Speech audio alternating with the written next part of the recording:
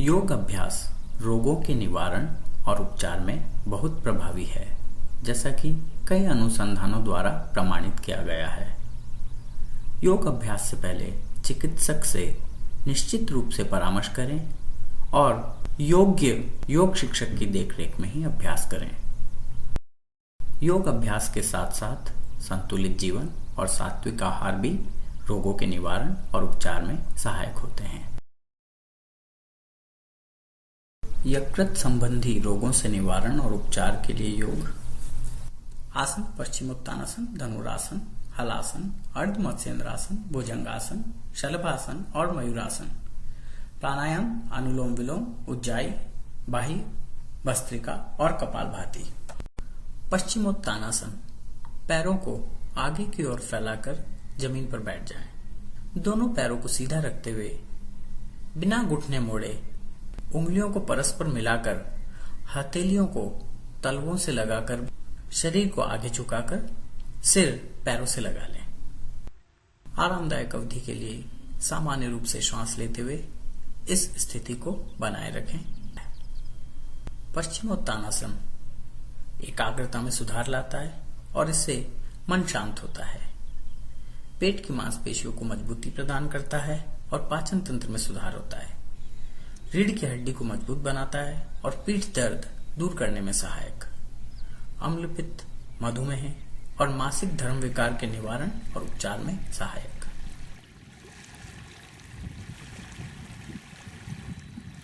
धनुरासन, पैरों के बीच थोड़ी दूरी रखते हुए पेट के बल लेट जाएं। दाहिने हाथ से दाहिने पैर के घुटने को मोड़कर दाहिना टखना पकड़ लें। बाएं हाथ से बाएं पैर के घुटने को मोड़कर बायां टखना पकड़ लें। हाथों और पैरों को खींचते हुए घुटनों और वक्षस्थल को जमीन से ऊपर उठाकर नाभि के क्षेत्र पर शरीर को संतुलित करें। सिर को पैरों की तरफ खींचें और ऊपर की ओर देखें। दोनों हाथ सीधे रहने चाहिए। एक आरामदायक अवधि के लिए सामान्य रूप से श्वास लेते हुए इस स्थिति को बनाए रखें। धनुरासन कंधे और पीठ दर्द दूर करने में उपयोगी, कब्ज और पाचन संबंधी समस्याओं को सुधारता है। हाथ, पैर, पेट और रीढ़ की हड्डी मजबूत होते हैं। व्यसन, गठिया, अवसाद, मासिक धर्म विकार और दमे के निवारण और उपचार में सहायक। सावधानियां, हर्निया से पीड़ित लोगों को नहीं करना चाहिए। योग या दवा के माध्यम से इन बीमारियों के ठीक हो जाने के बाद वे इसका अभ्यास कर सकते हैं। अभ्यास से पहले चिकित्सक की सलाह लें और योग शिक्षक की देखरेख में ही अभ्यास करें। हलासन, हाथों और पैरों को सीधा रखते हुए जमीन पर सीधा लेट जाएं। बिना घुटने मोड़े पैरों को ऊपर उठाकर सिर से परे ले जाएं और पंजों को जमीन पर टिका दें। दोनों हाथों से दोनों पैरों के पंजों को पकड़ लें। एक आरामदायक अवधि के लिए सामान्य रूप से श्वास लेते हुए इस स्थिति को बनाए रखें। हलासन के अभ्यास से रीढ़ की हड्डी लचीली होती है, पेट कम करने में और पेट से वायु निकालने में सहायक। शरीर में रक्त परिसंचरण सुधरता है, गर्दन और कंधों को मजबूती प्रदान करता है, दृष्टि में सुधार होता है, मासिक धर्म विकार के निवारण और उपचार में सहायक। सावधानियां, मेरुदंड और कटिस्यानुशूल दर्द की समस्याओं से पीड़ित लोगों को नहीं करना चाहिए। योग या दवा के माध्यम से इन बीमारियों के ठीक हो जाने के बाद वे इसका अभ्यास कर सकते हैं। अभ्यास से पहले चिकित्सक की सलाह लें और योग शिक्षक की देखरेख में ही अभ्यास करें।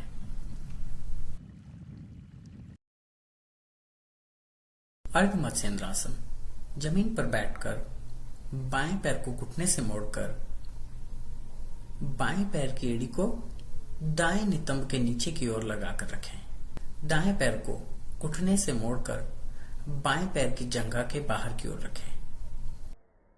बाएं हाथ से दाएं पैर को ऐसे पकड़ें कि दायां घुटना बाएं बगल के नीचे आ जाए।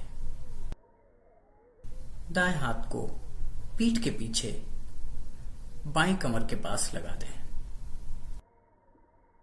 सिर और कंधे को दाईं ओर कर लें।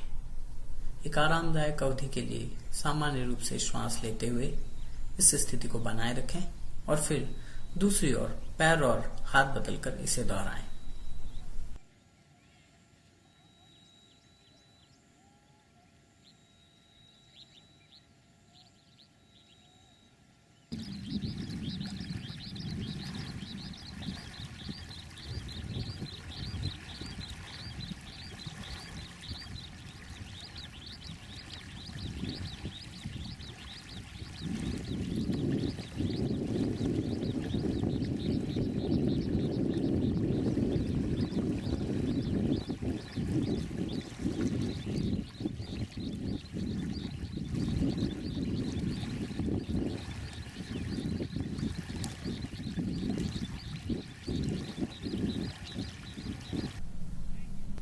अर्ध मत्स्येंद्रासन के अभ्यास से रीढ़ की हड्डी की क्रिया बेहतर होती है, पेट के अंग सुदृढ़ होते हैं, मोटापे, गठिया, मधुमेह, मूत्र विकार के निवारण और उपचार में सहायक, भूख बढ़ती है और सभी रोगों का नाश होता है। नियमित अभ्यास से कुंडलिनी जागृत होती है और चंद्र स्थिर होता है।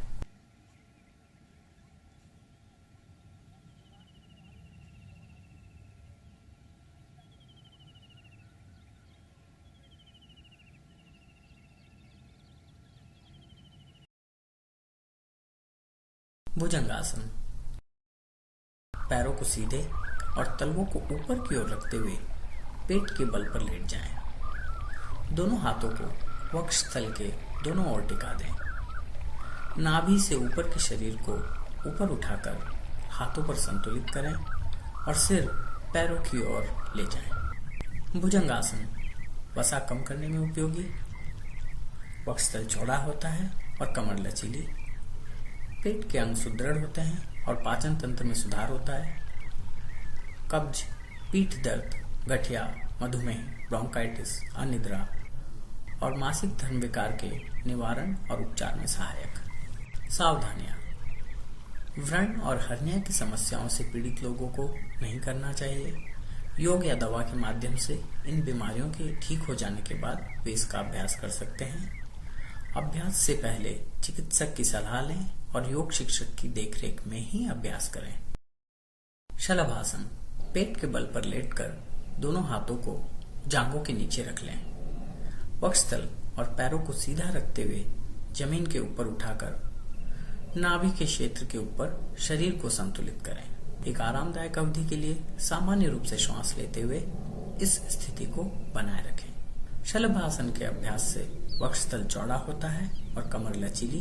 पेट के अंग सुदृढ़ होते हैं और पाचन तंत्र में सुधार होता है। पेट, कमर, नितंब और जांघों की वसा कम करने में उपयोगी। मधुमेह और मासिक धर्म विकार के निवारण और उपचार में सहायक। मयूरासन। दोनों पैरों के पंजे जोड़कर घुटनों के बीच में कंधों की चौड़ाई जितनी दूरी रखते हुए बैठ जाएं। हाथों की उंगलियां जोड़कर हाथों के बीच में 4 उंगलियों का अंतर रखते हुए दोनों हथेलियों को जमीन पर टिका दें। दोनों कोहनियों को जोड़कर नाभि के पास ले आएं। कोहनी पर सारे शरीर का वजन संतुलित करें और पैरों और घुटनों को जमीन से ऊपर उठा लें। आरामदायक अवधि के लिए सामान्य रूप से श्वास लेते हुए इस स्थिति को बनाए रखें। मयूरासन पाचन संबंधी समस्याओं को दूर करने में उपयोगी होता है। पेट के अंगों को मजबूती प्रदान करता है। यकृत और अग्नाशय संबंधी रोगों के निवारण और उपचार में उपयोगी। पाचन शक्ति बढ़ाकर जहरीले पदार्थ को भी पचाने की शक्ति प्रदान करता है, जैसे मोर सर्प को पचा लेता है। कुंडलिनी जागरण में सहायक। दृष्टि सुधारता है। हाथों और फेफड़ों को मजबूती प्रदान करता है। सावधानियां। हर्निया और उच्च रक्तचाप से पीड़ित लोगों को नहीं करना चाहिए। योग या दवा के माध्यम से इन बीमारियों के ठीक हो जाने के बाद वे इसका अभ्यास कर सकते हैं। अभ्यास से पहले चिकित्सक की सलाह लें और योग शिक्षक की देखरेख में ही अभ्यास करें। अनुलोम विलोम प्राणायाम। पद्मासन या सुखासन में बैठ जाएं। बाईं नासिका बंद करके दाईं नासिका से श्वास अंदर लें। फिर दाईं नासिका बंद करके बाईं नासिका से श्वास छोड़ दें। फिर दाईं नासिका को बंद रखते हुए बाईं नासिका से श्वास अंदर लें और बाईं नासिका बंद करके दाईं नासिका से छोड़ दें। एक आरामदायक अवधि के लिए इस प्रक्रिया को दोहराएं।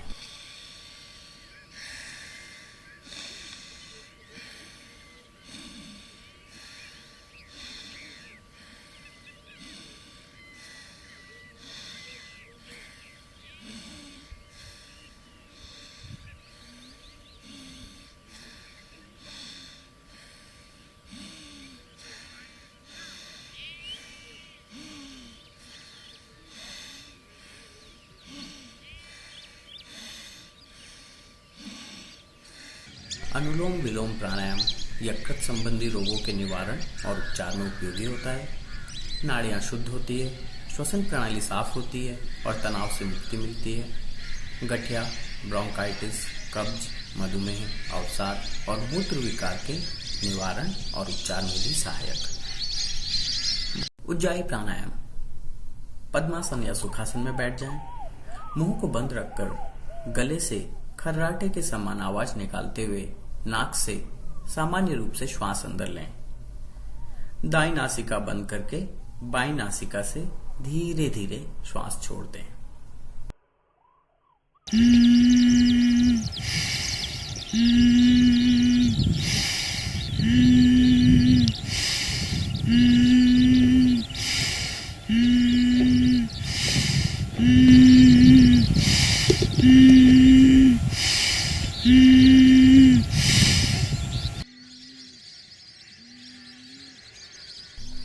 उज्जाई प्राणायाम से पाचन तंत्र में सुधार होता है।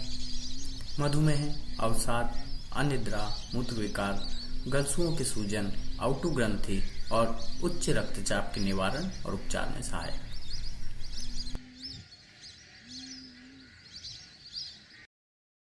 बाह्य प्राणायाम। पद्मासन या सुखासन में बैठ जाएं। मुंह को बंद रखकर नाक से पूरी तरह श्वास छोड़कर 3 बंद लगा लें।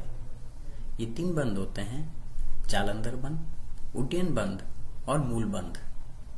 जालंधर बंद ठोड़ी को नीचे लाकर कंठ कूप के ऊपर दबाकर लगाते हैं। उड्डयन बंद उदर की मांसपेशियों को अंदर खींचकर लगाते हैं।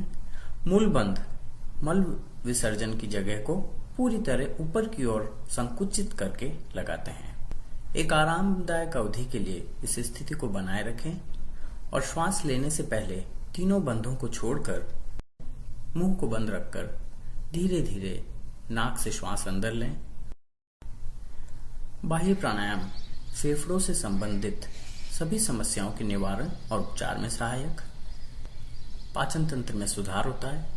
ब्रोंकाइटिस, कब्ज, पाचन संबंधी रोगों और बवासीर के निवारण और उपचार में सहायक।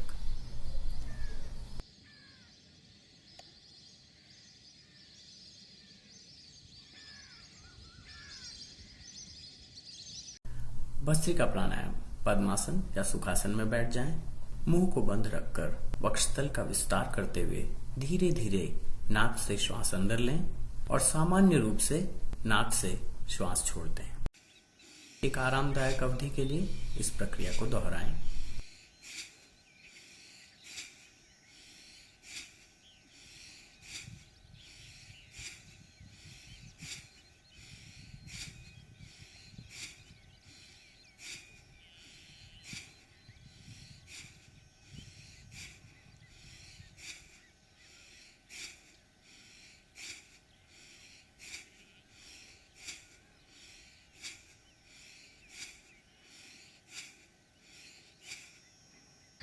भस्त्रिका प्राणायाम नाक और वक्षस्थल को साफ करने में सहायक। ब्रोंकाइटिस, सर्दी, खांसी, मधुमेह, अवसाद, बवासीर और पायरिया के निवारण और उपचार में सहायक। कपालभाति प्राणायाम। मुंह को बंद रखकर सामान्य रूप से नाक से श्वास अंदर लें और उदर की मांसपेशियों को अंदर खींचते हुए धीरे धीरे नाक से श्वास छोड़ें। एक आरामदायक अवधि के लिए इस प्रक्रिया को दोहराएं।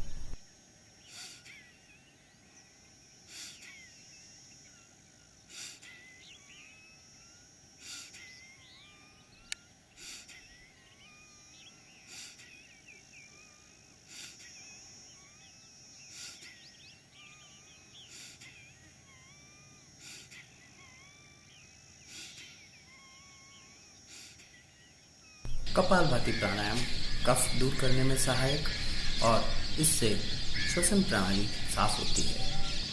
फेफड़ों से संबंधित सभी समस्याओं के निवारण और उपचार में सहायक, पाचन तंत्र में सुधार होता है, ब्रोंकाइटिस, कब्ज, मधुमेह, अवसाद, पायरिया और जठर से संबंधित समस्याओं के निवारण और उपचार में सहायक।